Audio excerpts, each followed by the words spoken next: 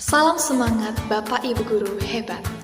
Pada kesempatan ini, saya ingin mendiseminasikan tentang pembelajaran terdiferensiasi, yakni pembelajaran yang berusaha memenuhi kebutuhan murid dengan melihat atau mengakui gaya belajar, minat, kesiapan belajar, profil belajar murid, dan kebutuhan pribadi masing-masing murid.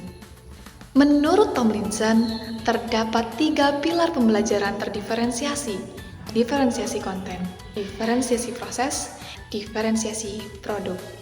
Terkait dengan diferensiasi konten, ialah usaha guru mengubah materi pelajaran agar sesuai dengan tingkat pemahaman, minat, dan preferensi belajar murid, dengan mempertimbangkan kesiapan belajar, alias tingkat pengetahuan atau keterampilan awal murid terkait topik yang akan diajarkan.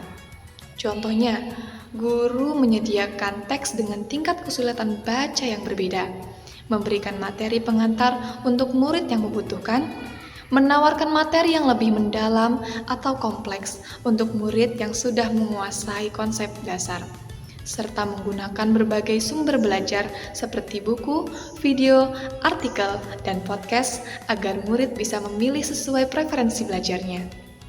Kemudian yang harus diperhatikan dari diferensiasi konten adalah minat atau interest murid terkait topik atau konsep yang menarik perhatian murid. Contohnya, mengizinkan murid memilih topik penelitian dari beberapa pilihan yang relevan dengan unit pembelajaran, menggunakan contoh atau ilustrasi yang sesuai dengan minat murid dalam menjelaskan konsep, mengaitkan materi pelajaran dengan hobi atau pengalaman pribadi murid.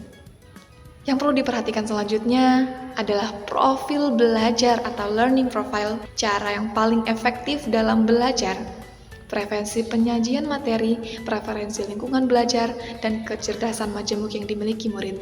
Contohnya, menyajikan informasi secara visual, auditori, ataupun kinestetik.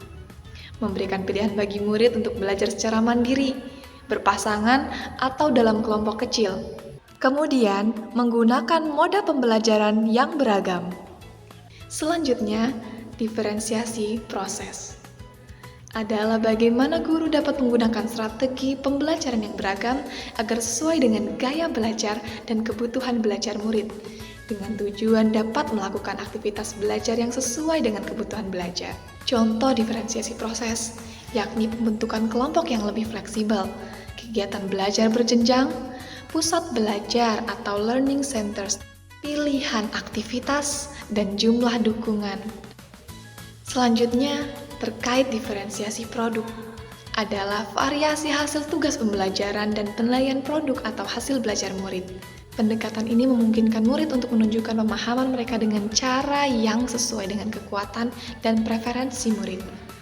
Contohnya, memberikan pilihan dalam format penugasan seperti laporan tertulis, presentasi, atau proyek visual.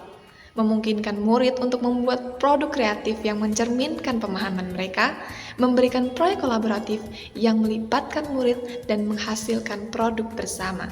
Namun selain itu, menurut Carol L. Tomlinson menekankan bahwa dari 3 pilar yang telah diuraikan sebelumnya terdapat tambahan, yakni peran lingkungan belajar atau learning environment yang sangat mempengaruhi pembelajaran terdiferensiasi. Contoh dari lingkungan belajar, misalnya beberapa murid merasa lebih nyaman belajar atau bekerja dengan teman sebaya daripada bekerja sendiri. Di sisi lain, beberapa murid membutuhkan dukungan untuk membantu mereka dalam hal organisasi. Beberapa murid memerlukan struktur yang lebih jelas dalam rutinitas harian mereka, sementara murid lain akan memperoleh manfaat dari otonomi yang lebih besar dalam pengambilan keputusan, dan lain sebagainya.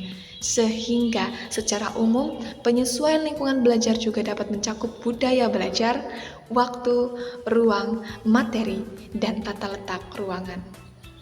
Demikian terkait pembelajaran terdiferensiasi yang berfokus pada penyesuaian pengajaran berdasarkan kesiapan, minat, kebutuhan belajar, dan profil belajar murid yang menyediakan strategi praktis untuk mencapai tujuan pembelajaran bagi setiap individu.